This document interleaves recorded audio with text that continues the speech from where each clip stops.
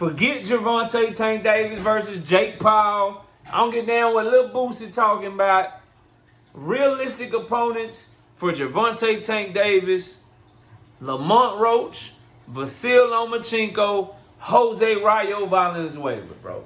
I talked about this on a live stream on Thursday that we did, but I wanted to make this video because we got the press conference for David Morrell and David Benavidez coming up. A lot of y'all that got press passes, yes, asked about Morrell and Benavidez, but if you get Steven Espinoza,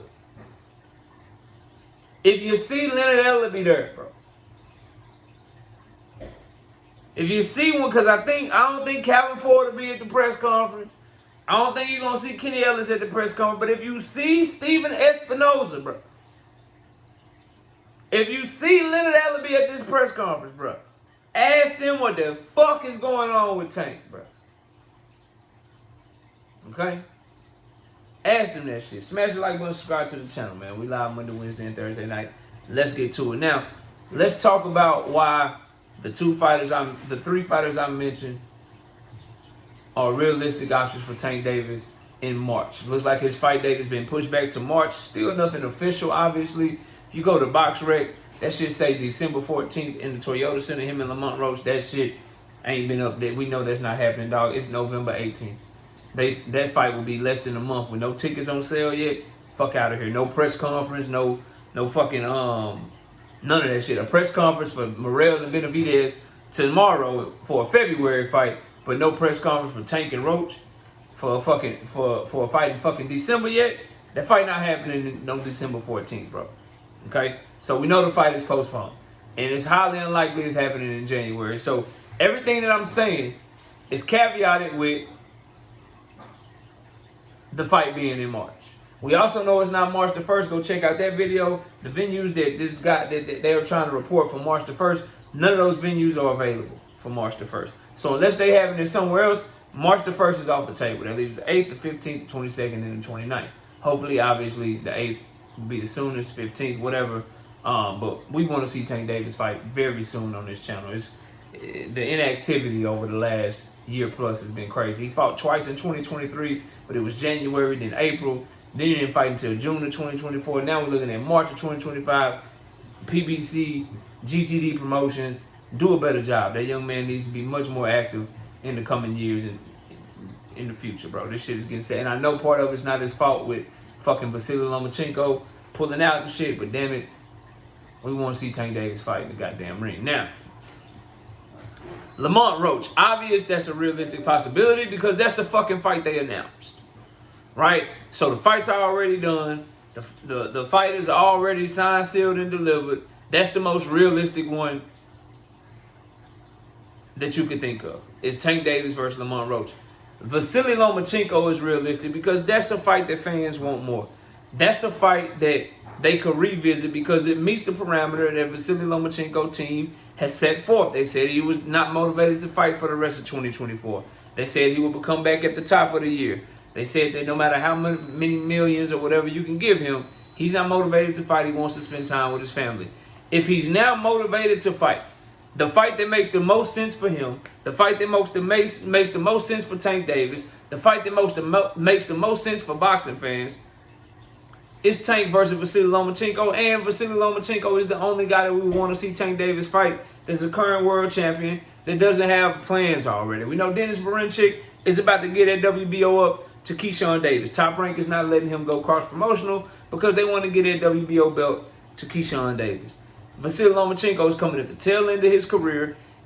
Top Rank can cash him out, make a bunch of money off of him fighting Tank Davis before he winds down his career. And it's Vasily Lomachenko's swan song. He gets to make a shit ton of money. And it's his last chance, his last hoorah to have a big moment, a big fight where all the eyes is on him. It makes sense for everybody involved, plus the timelines add up for them to be able to fight. Now, a lot of people have come and said, how can Lamont Roach step aside for Lomachenko or the other guy I mentioned, Jose Rayo Valenzuela? I'll make sense of it for you really quick. Yes, they have a signed contract, but they can void the contract as long as Lamont Roach agrees. How do you get him to agree? You promise him to fight in the future. You say, hey, you'll stay on standby. As long as you keep winning, we promise you to fight in the future. Or we'll give you the co-main event slot and we'll still pay you X amount of dollars. Or we'll put you on the card and we'll still pay you X amount of dollars to make up for the fact that you'll no longer be fighting Tank. Is that cool with you?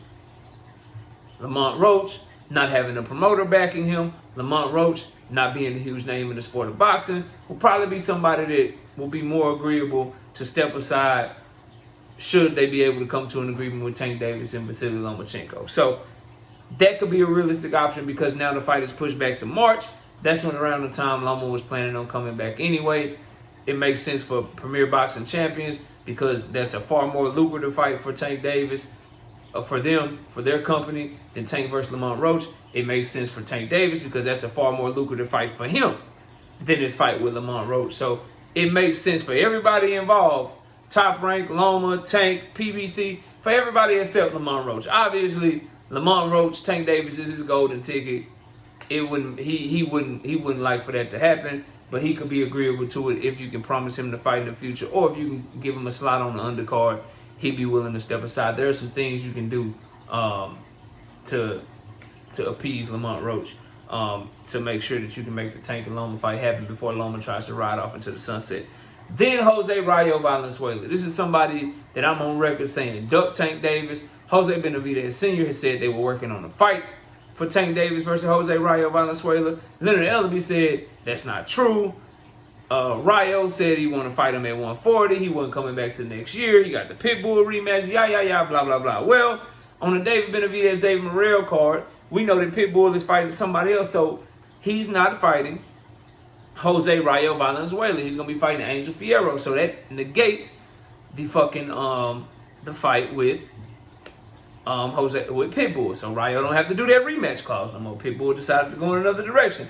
So now Rayo is open. Tank is fighting in March. Rayo said he didn't want to be back to March, until March. This is a fight that makes sense in Las Vegas because there are rumors of Tank fighting in Vegas, not DC, not Houston.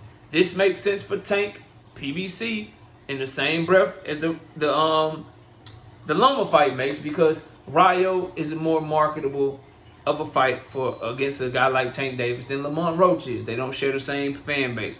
Obviously, Tank and Lamont Roach, two black American fighters. Tank and Rayo, one black American, one Mexican American. That shit gonna sell. The Mexicans gonna show up for their boy Jose Rayo Valenzuela. That shit makes sense in Vegas. Vegas is in between Arizona and California, two states with a large Latino, large Mexican population. A lot of Mexican and Latino fight fans come from them states. They'll pull up on Vegas to support Rayo. Tank already got his fan base. That shit doing crazy numbers. That could be a realistic possibility since Rayo don't have the rematch with Pitbull no more. Some things that could get in the way of the fight is if Rayo insists on fighting at 140 and Tank don't want to fight at 140. Something else getting in the way of the fight is the Tank Lamont Roach thing, just like it could get in the way of the Loma shit if they can't get Lamont Roach to step aside and be willing to allow Tank Davis to fight somebody else, because Lamont Roach has a signed contract. But just because you have a signed contract does not mean that it is ironclad, as long as the person with the signed contract doesn't want to enforce that contract. And how do you get them not to enforce that contract? You come up with another agreement for them. Which again, in the case of Tank versus Rayo, could be being on the undercard. Giving them the same money to fight somebody else on the undercard and still build his name up. Promising him to fight, that y'all will fulfill the signed contract. If Tank beats Rayo, y'all will fight him in the summer as a tune-up before Tank comes back for the end of the year. There are any number of things they can do to try to make a fight with somebody else. There will be a bigger and better name and a better fight that fight fans will get behind more. The other thing that could be in the way of that, as I stated when I was doing my live and all of this shit came to fruition, is that Gary Antoine Russell popped up number 4, top 5 in the WBA rankings at 140 pounds. Rayo being 140-pound champion, that now comes into play that Rayo could defend against Gary Antoine Russell as either a voluntary or a mandatory. Why does that make sense? And that could also, if you're reading tea leaves here, which is what we try to do, that could also show you that Tank versus Lamont Roach is indeed going to be in D.C. sometime, because Gary Antoine Russell is from D.C. and what a great undercard co-main matchup. Tank Davis, Lamont Roach main event, the co-main Jose Rayo Valenzuela versus Gary Antoine Russell for the 140-pound WBA title. the fight sells itself.